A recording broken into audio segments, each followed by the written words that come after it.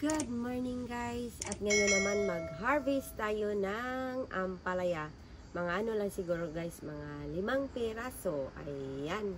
Para po magluto tayo ng ampalaya. Pero hindi ako magluto guys. Yung asawa ko ang palutuin ko ng ampalaya guys. Ayan. Umpisahan na natin guys. At tayo mamitas na ng ating ampalaya. Ayan, unahin na natin to guys kasi nga nag-frozen na guys. Ito na, ayan na guys. Ayan. Meron na tayong isang napitas. At ito din guys. Bago mahinog kasi yung iba guys, nahinog na talaga. Ayan, nahinog na guys. So hindi na pwedeng hindi na siya pwedeng harvestin kasi nga hinog na eh. Ito naman guys ang laki nito guys. Meron tayong pagbigyan nito guys. Itong pinakamalaki. Bigay natin sa ating kaibigan. Ayan. Tanggalin na natin guys. Ayan. Ang laki guys ng ampalaya. Ito yung ibigay ko sa aking kaibigan. Ayan. Bigyan natin guys.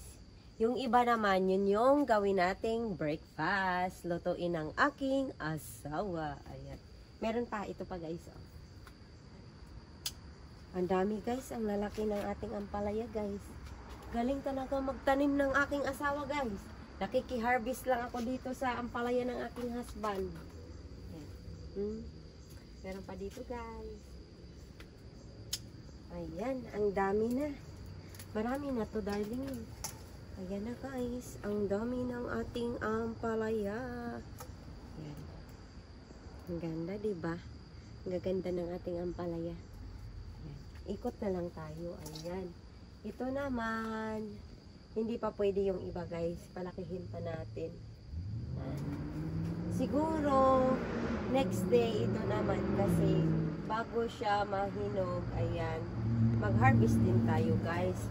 Tapos meron na tayong nahinog din dito guys. Ayan sayang, hindi namin nakita guys. Nahinog na pala siya. Pati din ito. Ayan. Pakita natin ulit yan. Ayan. Hinog na talaga siya guys. Hindi na siya pwede. Pero ang dami talagang mga bunga ng mga ampalaya guys. Ito naman Ayan. Malapit na rin pala itong mahinog. Ito nga, ilagay natin yan. Ito guys, hala, malapit na rin mahinog. Ayan. Ito naman yung malaki guys. Meron pang malaki dito. Ayan. Ayan. Tingnan nyo guys. Ang laki-laki ng bunga. Ang dami naming ampalaya guys. Ang lalaki. Tapos, meron pa dito sa side. Ayan.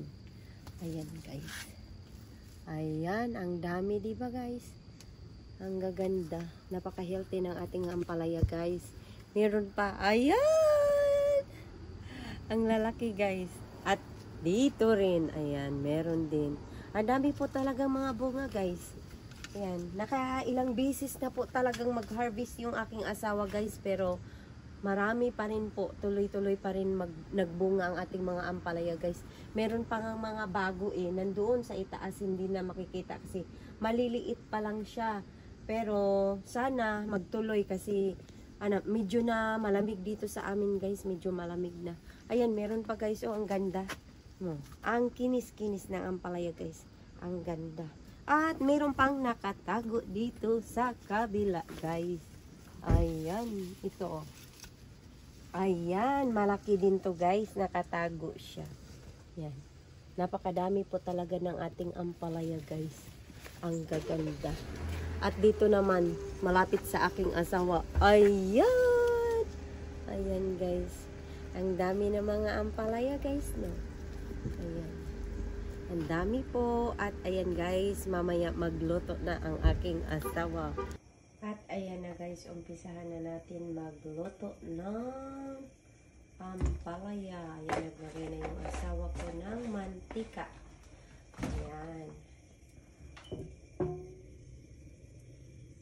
Ito yung na-harvest natin sa ating garden. Fresh na fresh pa talaga guys ang ating ampalaya.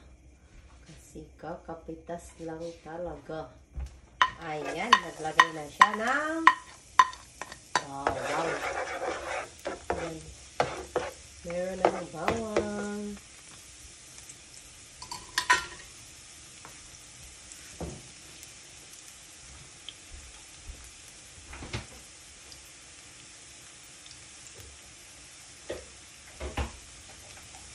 Ayan, anyway. Sunod mo na yung sibuyas na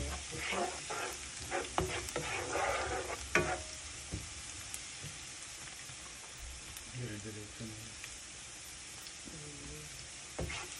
Ayan guys, pa-brown lang niya konti ang ating bawang. Tapos mamaya ang ating sibuyas.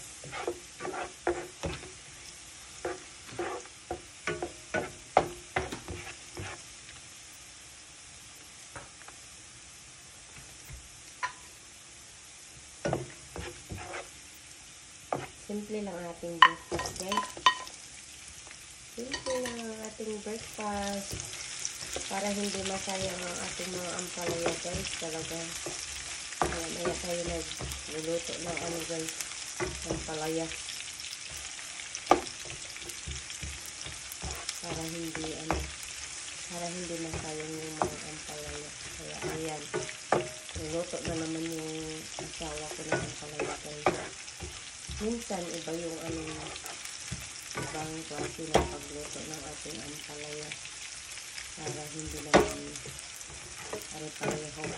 Pero ito kasi guys, talagang ito yung gusto kong luto sa ampalaya guys eh. Kaya maski pa ulit-ulit yan guys, talagang gusto ko talaga yung ganitong luto. Yung ampalaya na mayroong alamang, tapos itlog. Ayan, ang sarap talaga guys.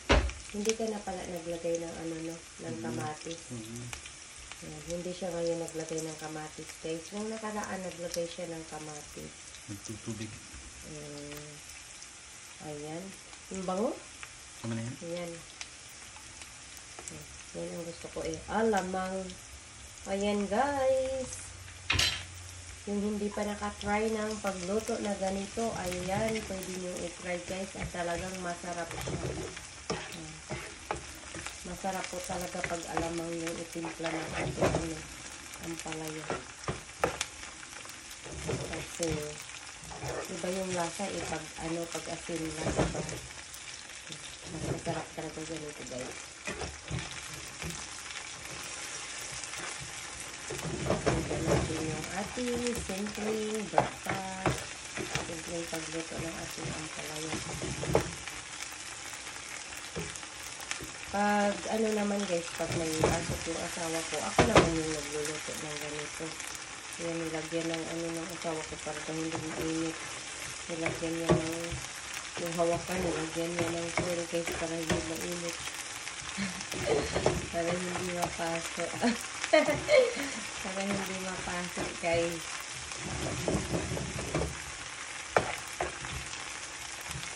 Nilagyan niya ng hawakan guys.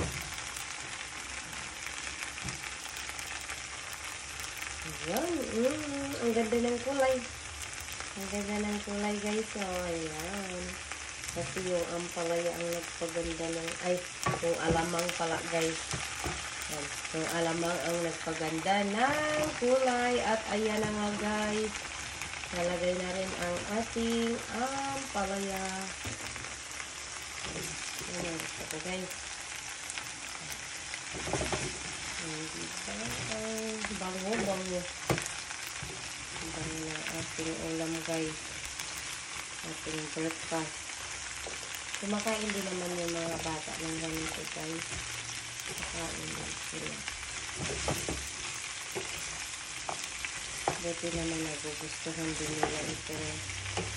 Kasi yung iba ayaw ng ampalaya. Dahil sabi mapait. Pero itong ampalaya namin guys, hindi siya talagang mapait, hindi lang, tama lang yung pait niya. Siyempre may pait pa rin pero tama lang.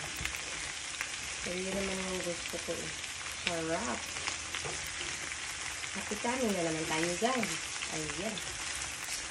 Tapos mamaya i-add nyo yung ating egg. Mamaya konti.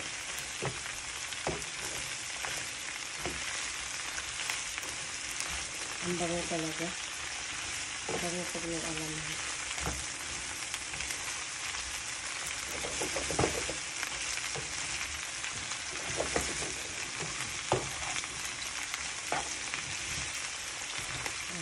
Hinahalo lang ng aking asawa guys para magpantay yung wako at yung pagkaluto.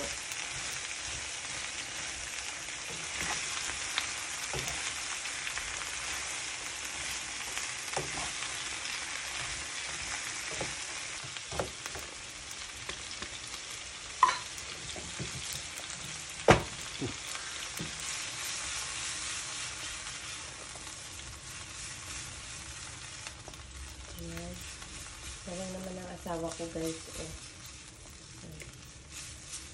Mainit pa rin daw maski may nakalagay na nga dyan na sa hawakan. Mainit pa rin talaga. Yan. Ang bango talaga guys. Ang bango talaga ng ating ulam ngayon. Yan. Pwede niya. Pwede na. Mas maganda yung crunch. Ayan, pwede na daw. Ilagay na niya yung ating egg. Mabilis na yan maluto. Ilagay na niya yung egg. Daming egg. Yummy. Sarap naman. Ayan, daming egg. Sarap. Ang sarap na naman ng ating ulam. Ano kayang lutuin ng asawa ko mamaya? Pang lunch. Secret na daw guys yung ulam natin mamaya ng lunch. Bakit may doon? May bubula. Okay. Ayan.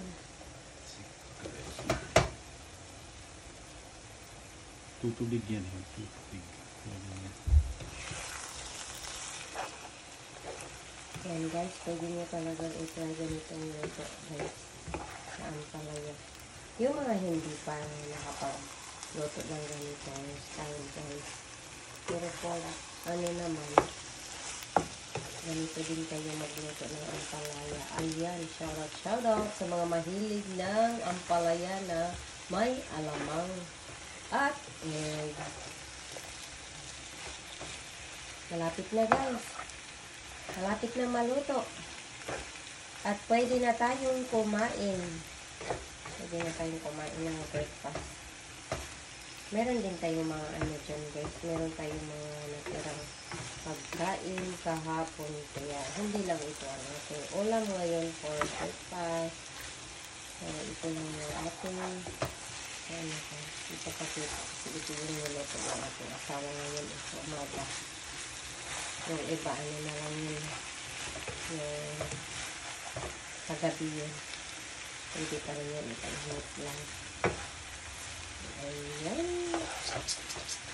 Yummy. Malapit na guys. Malapit na yung bango. Mabango talaga. Iba talaga pag mo alam mo. Ang bango-bango talaga guys.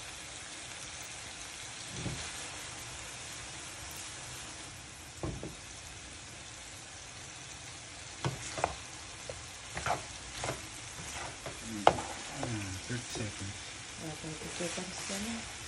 Malapit na.